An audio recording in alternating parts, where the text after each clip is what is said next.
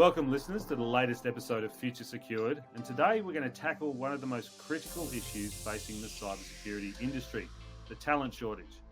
With the Australian cybersecurity sector needing nearly 5,000 new professionals a year to meet the growing demand by 2030, the challenge in finding the right talent is more pressing than ever.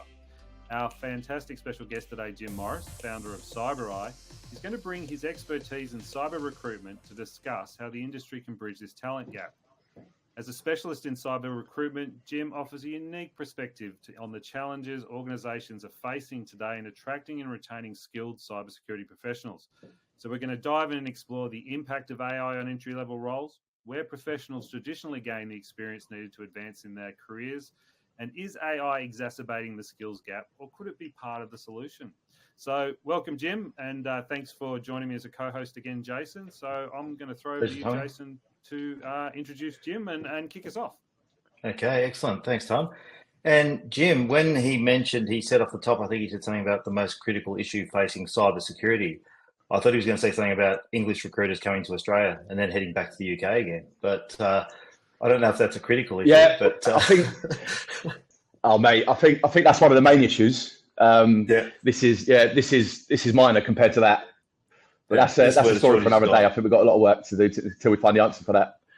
Yeah, well, we've known each other for, I think, back 2017, 2018, somewhere around that period. I think when Jono and I were doing Cyber Aware, I think we first came across you, and I believe in this intro too. Mate. The man who sort of introduced us originally has gone back to the UK as well, and is part of the journey there. So just give us a bit of an infill on that, how you sort of got to Australia, what you did here, and then sort of going back to the UK if we can sort of get time, because it's an interesting story, and you've done a lot of actually in a period of time, though, don't you? Yeah, no, absolutely. It's probably one of my favourite stories to tell, to be honest. So where do I start? So after about 5 years, 1994. After about 5 years of technology recruitment experience in the UK, I decided to explore Australia, get over to Melbourne. I secured a role as a cybersecurity recruiter, and then I instantly fell in love with the industry and consulting customers, placing hundreds of professionals across the industry.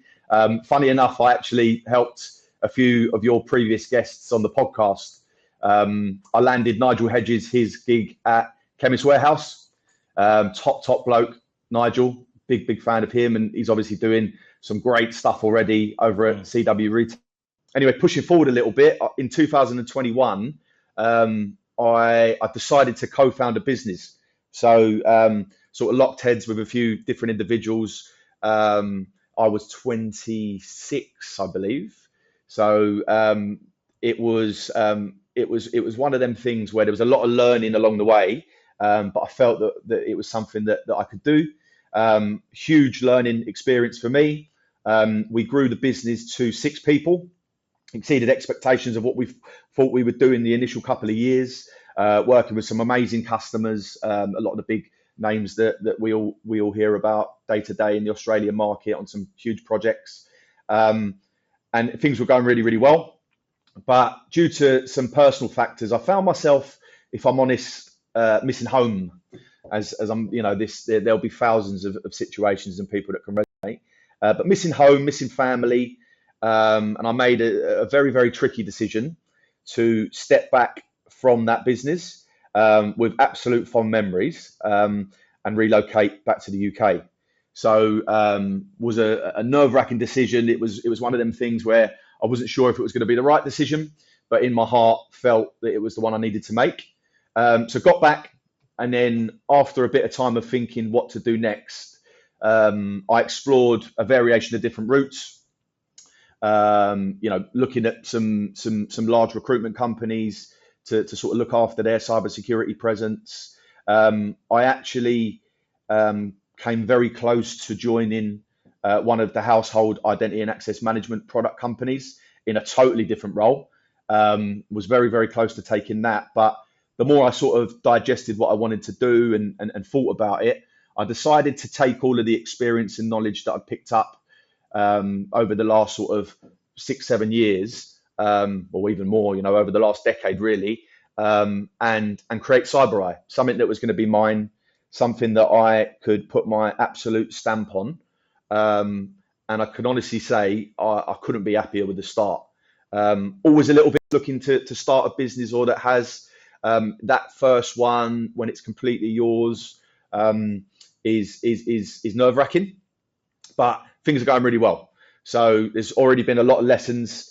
And after a fast start, I was able to convince my old mucker, Mitch Carter, to join me on the journey. Mitch, like me, worked within the Australian market for many years. I'm sure a lot of the listeners would have come across Mitch as he very much engrossed himself in the market as well. What I love about Mitch is, he shares a lot of my values of what it means, and he's already been a major coup, bringing ideas and capability that will help us continue to grow. On the topic of growth, our mission is absolutely to grow. With a robust network between the two of us, this has the Australian market very much at the forefront of our strategy. We've already been able to be successful in supporting Australian customers already, and we have plans to implement further infrastructure and personnel to further enhance our services for Australian brands and organisations, on top of the work that we're doing with other areas of the world. So in reflection, definitely the right decision. The first sort of 6 months have gone well. Heaps of challenges, but super excited about what the future holds for CyberEye. We zoom out from what you're there, doing, helping those key people get those roles. Where are the real challenges? Like I said, in the intro, that 5,000 per year, that's a lot of people. There's a lot of people we've got to get interested in cybersecurity. We need to get them interested early and bring them along on a journey. So, if you zoom out, where are you seeing the real strategic needs and inputs that need to be happening, across Australia, England, United States, all of these kind of places to help kind of develop the talent pool? Yeah, really, really good question. And I suppose before I answer it fully, there's definitely pros and cons and upside and downside of where we're at currently. It's undoubtedly going to be a challenge. There's so many checkpoints that need to be met for us to consistently achieve this. We must do more work and continue to expand our work within TAFEs, universities and high schools, mainly to make learning clearer. For me, it's evident that there's a lack of clarity when it comes to education pathways, and we definitely need more of a tailored approach when it comes to what route our future talent can go down. Cybersecurity is broken up into so many different segments, right? And with the addition of AI, we need to provide a new approach that we can actually offer the next generation. It feels to me that we lack diversity in courses and education that we offer, and the clarity around that. We need to have more of a platform that sets people up for success rather than a one-size-fits-all approach. We need to make it more appealing for enterprise, and the pathways for cybersecurity careers more obvious for students. And this isn't just deep tech we're talking about, but a variety of skills and expertise and role types within the cybersecurity domain.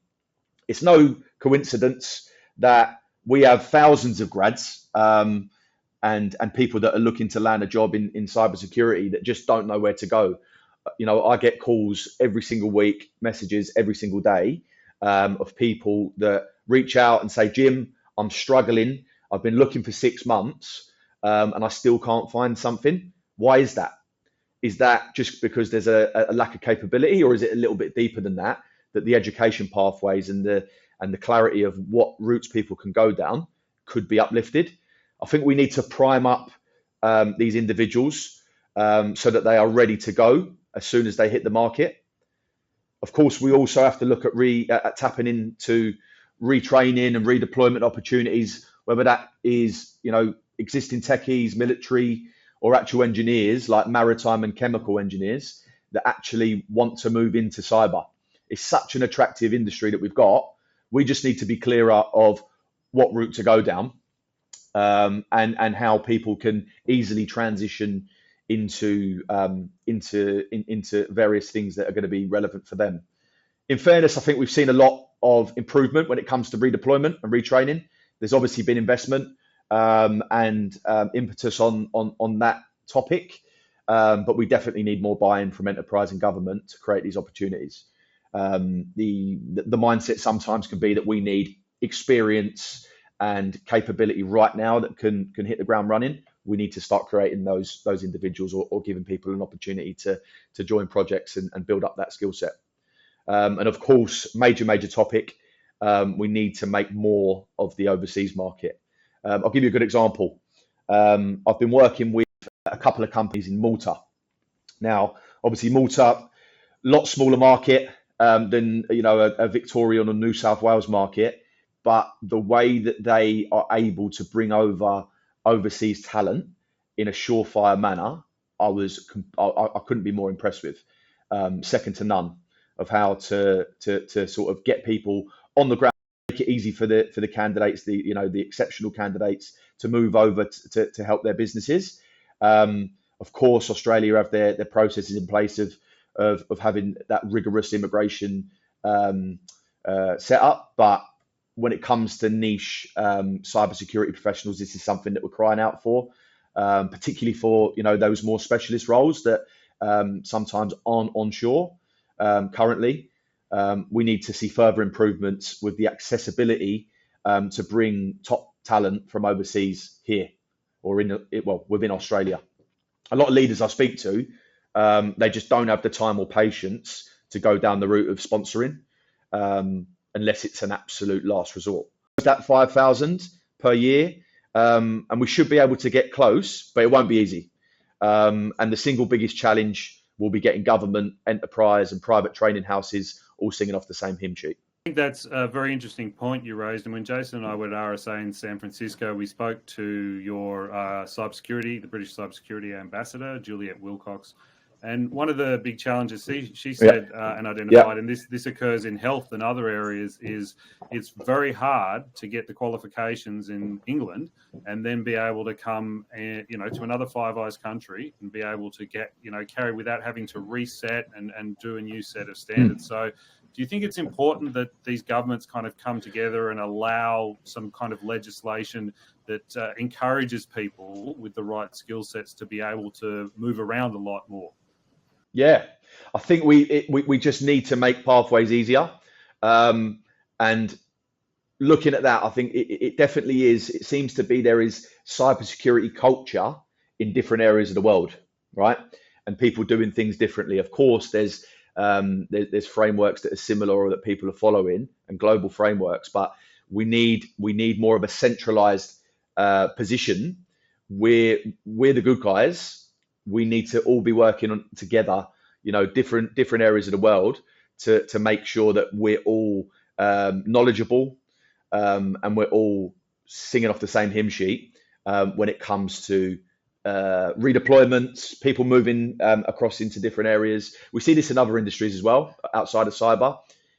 We need to make it easier for people to do that, especially in such important industries like cybersecurity. Yeah, I think just with the Australian context, and I know, and as you said, you know the industry well from being here, and as you also said, you've had a few of our guests as clients basically and placed them into roles. But where have you seen this work best in Australia? What models did you see that did work, and what sort of things do you think we should steer away from that you saw that absolutely didn't work and that we should avoid at all costs, either here or elsewhere? So from an Australian context, but also maybe if you've seen, what worked here, and also where have you seen either in the UK or other places where the model of, getting people into the workforce that are workforce ready has worked?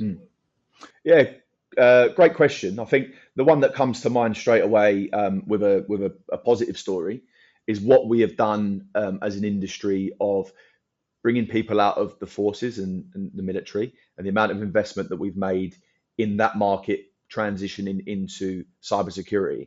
We all know some of the best leaders we've come across.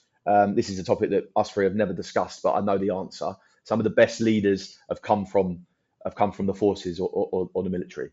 That transition has been a really successful one, and I think that's global. But particularly in Australia, where we have to skin the cat sometimes slightly differently because of a smaller market.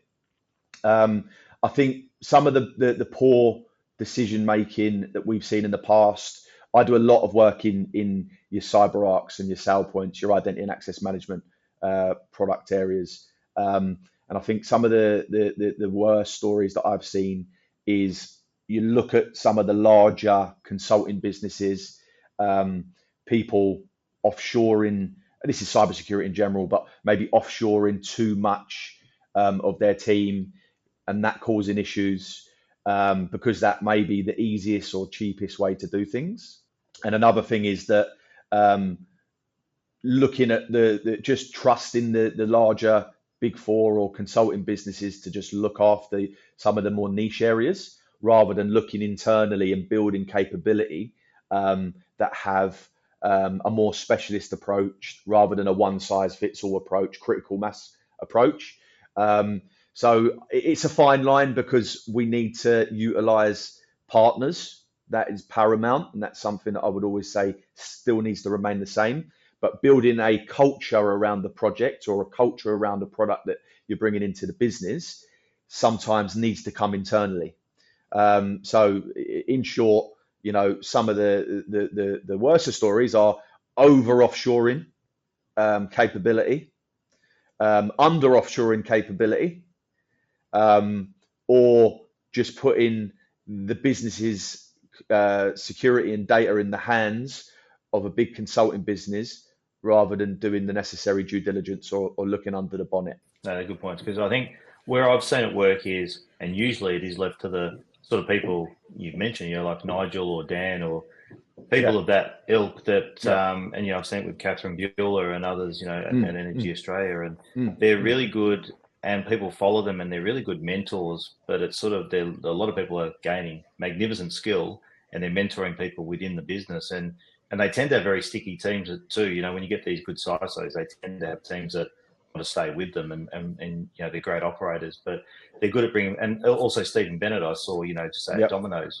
he's been very good at actually mentoring and bringing people up. What I found is that's been left to that. Now that should be the icing or the cream on the cake, so to speak, rather than actually being the whole enchilada. They're making it that it's left to the people in the business to actually educate these people, and they're not getting the skills in the environments where they should. And we're talking about skills in, and I'm not blaming universities or anything like that, but often they're left in those environments where they're not getting hands-on experience inside the actual businesses, right? So I think that's part of it. For me, I think it needs to be almost more of an apprenticeship model where people are on the tools, going back to a schooling situation and going back into these workplaces, because with cyber moving so quickly, what I find, and you've probably seen the same thing, and I'll open up to you to give comment in a sec, but I find that what's happening is they're sort of falling a bit behind from, they might only learn Azure or just say AWS as a cloud environment, and then end up in a business and it's a completely different, they might be on Alibaba or it's something completely different, right? Yeah. And they're lost, right? We're not preparing people for the skills, but if they were going into market and coming back into the school environment, they could talk about these differences that they're seeing there. But I'll open it up for questions because that was almost as long as one of your answers there, mate. But what have you sort of seen that's worked on that front, and do you agree with that? Yeah, I agree with specializing, picking an area and specializing. But at that early stage of development for grassroots talent, there needs to be, more of a holistic approach of where the market's going and a baseline of understanding and capability, so that in situations like you mentioned there, Jace, if you only have specialized within one cloud platform, and then you get to a business and boom, they change over to another one. How valuable are you? Ongoing, and this comes from as an industry, we need to help people, but also people need to help themselves. Always be learning, always be upskilling. I'm with the addition of AI coming as well, even more so, because things are going to change, and that's always been the way within our industry, right? Things are always evolving. Unless you evolve, you will drop below the 8 ball. So I think some of the good things that I've seen is people that have been real success stories is looking at the market, being a bit smart and figuring out what areas are hugely in demand and under-resourced, and just putting everything into becoming a specialist in that. I do a lot of work, as mentioned, in CyberArk, and I've seen people really, really succeed. Young talent that have said, right, I'm going to put everything into this product. I'm going to understand this product, and have doubled their salary within a few years. And that's what you can do. It's the old cliche of supply and demand, but looking at markets that, the more you understand about the market and where the market's going, and the more you specialize in something that's going to be relevant, the better you're going to do. And before I let Tommy just jump back in there, just to sort of cap that one off, I think this is where, and I spend a lot of time on YouTube watching stuff, but also the vendors have great training. Like, obviously it's in their interest to train you as well as they can on their product or their service or their solution. Yeah. And you mentioned CyberArk there, but anyone, I mean, AWS, if you do want to learn about cloud and you get into there, or any of these vendors, Microsoft offer fantastic training because they want you to understand intimately their stuff. So if you do want to, as Jim said, specialize in something, go and do those extra hours, go do the extra work, get in at night and go and do the extras, right? Because it will pay you, handsomely if you do actually go and do these things, right? And really, it's good to, as you say, get an understanding of the market. And we're also saying, with people wanting jobs, there are people we need to get crossovers from. And we always mention, don't we, Tommy, like even GRC, like governance, risk and compliance, people that might be in accounting or legal or something like that, and they're sort of capped out, or they're just not loving it anymore. They can easily, or quite easily, switch over into something like governance, risk and compliance. And we need to, as an industry, look to other areas. Daisy Wong, who we have had on the show before, mentioned multiple times, marketing background, perfect for doing cyber and culture awareness for a business, because it's a marketing thing. You've got to market to people, right? So there's multiple ways, and as Jim said up top, there's lots of different avatars. So just think about your skill sets and what you're good at, and just, as you go deep. Yeah, no, spot on. And it's, I'm not too sure of Daisy's story, but I'm sure she was proactive in her approach. I'm sure she was enthusiastic, and, I see a lot of her stuff online. So she was making herself seen. Yeah. Event, and she's not silent either. So no, she's a good one. And we had a great episode on here with her, and she gave a lot of tips as well. So looking for another episode besides Jim to watch, load up Daisy and you'll be entertained. I think she was live from Hong Kong. We've got Jim now live from the UK. So Tommy, sorry, I'll pass over to you, mate, because I've sort of dominated the last couple of questions. Oh, no, that's all right. It's been, fantastic stuff.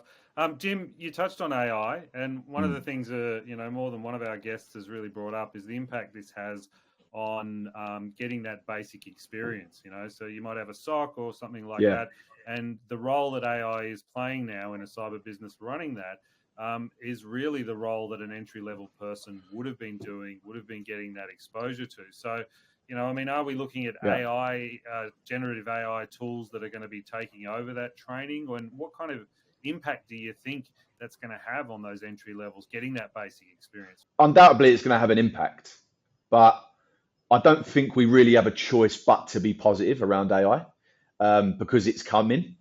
So we need to embrace it. Think about where it will add speed and execution excellence to those more repetitive processes.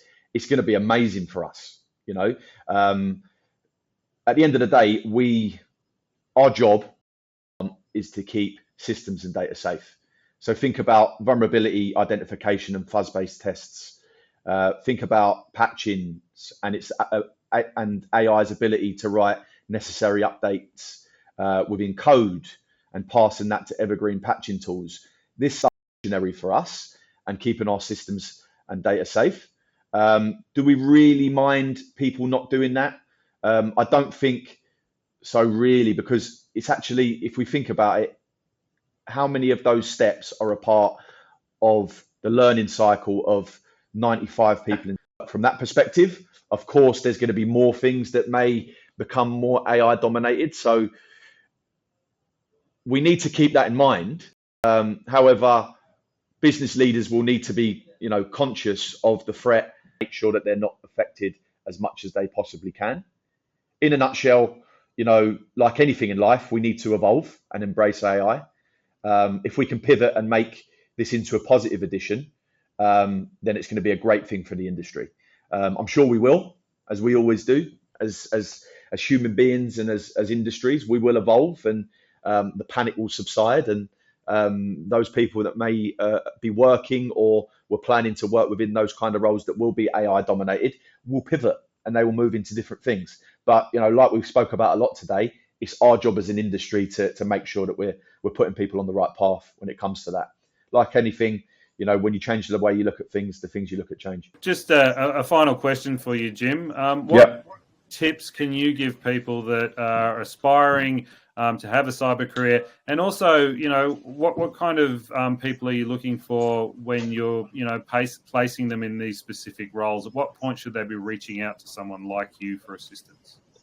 I think, you know, we're always here to answer questions and help people. But it all goes back to sort of what Jason's saying. It's a two-pronged approach. You know, you need to be proactive and you need to be making a plan. You know, if you're just coming out of university or you're looking to embark on a new career within cyber, make a plan, get as much knowledge as you can as possible. We're here to help that and to be champions for you so that you can have a soft landing or get your foot in the door within the industry. The kind of people that we want to speak to, we always want to speak to people that are ambitious, that are enthusiastic and that love cyber, because they're the people that we can actually help. So if you're not quite sure if you want to move into cyber, keep doing research and do due diligence into the industry. Always come to us for tips and conversations and other people in the industry. The people that we want to see that we can absolutely place are people right now that have those characteristics of those soft skills and that ambition, but also those specialists. So people that are a little bit ahead of the curve of some of the topics that we spoke about today. So those people that have specialized in CyberArk, those people that have specialized in SailPoint, Ping, Okta, or other niche areas within cybersecurity, and people that have led good teams and have got good stories and experience in building out cybersecurity capability. Fantastic. And look, I've got to say that to the listeners, jump on to Jim's LinkedIn page and follow him and CyberEye. Basically, you know, when I went and had a look a few weeks ago, there's roles in Canberra, there's roles all around advertised. And, you know, I think I'd recommend you go back and just have a second listen to some of those really great tips that Jim has shared. As you're preparing yourself, or maybe you're kind of moving up to, you know, you're ambitious for that CISO role or something like that. Think about it and planning that career pathway. It's really, really important. So, look, thank you, Jim, and thank you, Jason, for joining us. It's really been a fantastic chat, and I look forward to talking to you soon. Yeah. Thanks for having me. Did you get Tommy's CV for that role in Canberra? Yeah, no, he's yeah. I parked him for the minute, but yeah, we'll see. Yeah. More experience there. That's all right. I get it. Thanks, guys. Thanks, Tommy. Have a good one. Cheers. Cheers. Bye. Bye.